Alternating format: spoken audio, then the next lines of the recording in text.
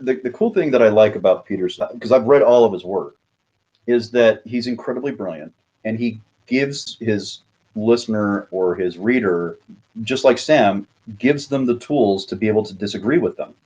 Like that's like the highest form of intellectual integrity to me and honor is to give the person that you're teaching all the tools and necessary to criticize even you because no one should be above criticism. I think what usually ends up happening in such cases is that people just double down on what they've said earlier and try to even rationalize it further. Very rarely do you get a case when someone is genuinely self-reflective Yeah. in public, except the woke people who just come and virtue signal. They're the only ones that will just virtue signal and give a false apology. We're not Yeah. even demanding an apology from Sam. We're just, okay, if is Sam able to recognize the flaws in his logic, most likely he is not going to see it. And even if he sees it, he's not going to admit it. He's just going to rationalize it away. I see the same thing with Jordan Peterson. There's this clip where he was talking to his daughter about that controversy on Sorry, Not Beautiful, that tweet he made about that cover model. And he just doubled down on it, even though he could have taken that moment to be reflective and say, okay, maybe I was being unnecessarily mean. Maybe I shouldn't have said that. And there was one Right. profound thing that Sam Harris said in this conversation that just stuck with me. He said, you don't have to have an opinion on everything. But if you have an opinion, you don't have to have a strong opinion on everything. Even if you have a strong opinion, you don't have to be the one to voice that opinion because chances are there's someone else who has a similar opinion and is going to voice that opinion. So I see that and I look at Peterson and I'm like, yeah, Peterson, you don't have to have an opinion on everything. And if you do, you don't have to have a strong opinion. And even if you have a strong opinion, you don't have to voice it. Someone else Right. might voice it. So Well, and recognizing that it might not be right in the first place. And what you're describing is what cognitive defects is called backfire effect, where the person is so defensive that any evidence that is presented to the contrary of their belief only resolves them to harden their belief in what they're arguing for. And you don't really make any headway. And that's something that I saw Peterson do, especially, joining, the Daily Wire. I was really bummed about that. I was hoping he'd pull his head out of his ass, but he kind of just doubled down on it. And then Sam doing this, just like I have this weird kind of feeling. It's like, are all these people that I used to respect now falling for the same ideological possessions that they fought so hard against? It's like watching your friend start doing drugs, and there's nothing you can do. You try to talk to them about it. It's like, get out of my face. You just watch them ruin their lives. And they're not going to ruin their lives. They'll be fine. But I don't know if I'm ever going to look at Jordan or Sam the same way ever again. I binged on Peterson. I literally binged on him when I I think discovered everybody him. has. I I was think I everybody was has. enthralled by this guy. I was like, man, this guy has so much common sense. But even when I was such a fan of his, there was something that was so unsettling. I couldn't point my finger to it. There was something that was very unsettling about him to me. I was like, I like what this guy is saying. But why do I have this? Why do I have this sick feeling in my stomach? Why? And I just got to know now that it was his intensity. His unnecessarily intense was just too intense. I mean, relax, dude. Smile, laugh.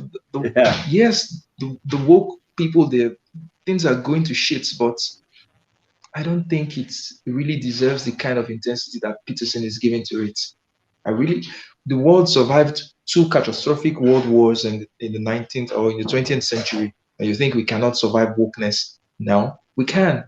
And I don't think that his apocalyptic stance is going to save anyone. Peterson cannot save Western civilization. Peterson cannot Right. save the world despite his best efforts. So, what do you do in that instance? You do what you can, but then you relax, you have Yeah. fun, you laugh, you smile.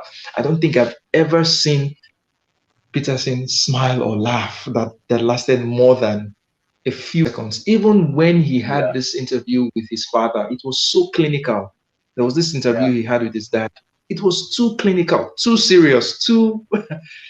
And he's talked with his daughter, and it's the same thing. Too serious, too damn serious. Well, and you're absolutely right. And that's something that I always loved about Sam. Is Sam has a remarkable sense of humor. Like if you watch any of Sam's speeches, you will laugh your ass off at some point in time during his conversation.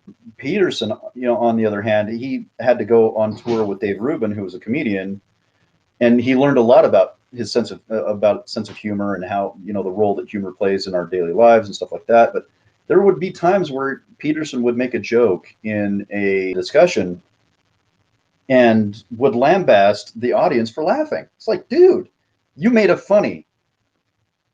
Just marinate in that for a second and be proud of yourself that you made a bunch of people laugh, because that is infinitely harder than you think. And you're absolutely right. And the cool thing that I like about Peterson, because I've read all of his work, is that he's incredibly brilliant, and he gives his listener or his reader, just like Sam, gives them the tools to be able to disagree with them.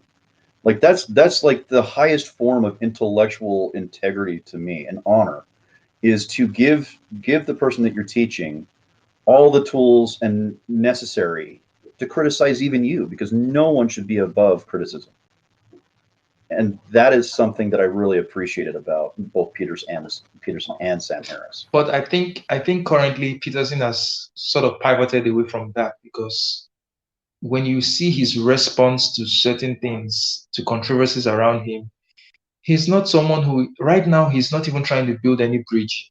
It's like he has taken a stand, and that's not how, that's not how, if you want to save Western civilization, that's a terrible way to go about it, because you're not going to convince anybody who doesn't already agree with you. He keeps saying that, yes, the left, they are this, but they're human beings as well, that you need to reach out to them.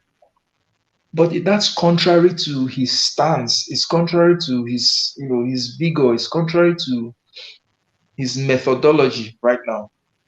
There is no way. There is no way that anyone from, say, the left is going to look at Peterson with the way he's currently is now and say, you know what, uh, I'm persuaded by what he's doing. They are going to be put off. They're going to be turned off. I mean, he's Yeah. not Trump. Trump is Trump, but right now he's like he's wanting to be Trump with the kind of language he uses now. You know, he just uses Yeah. very colorful language now. Not everyone's a genius. Not everyone's Picasso. Not everyone's young and healthy. Not everyone is a Sports Illustrated swimsuit model, period. And fuck you if you don't like it. And I'm like, Yeah, which is dude, awesome. It's nice to hear Peterson say the F word occasionally. It kind of breaks up it's not nice. It's It's not not nice, but nice. it It's not shows that he's kind of nice. cutting loose a little bit. I think it's funny. I think it's funny. I No, think people should. I why? don't Why trust I people who think don't swear, Charles.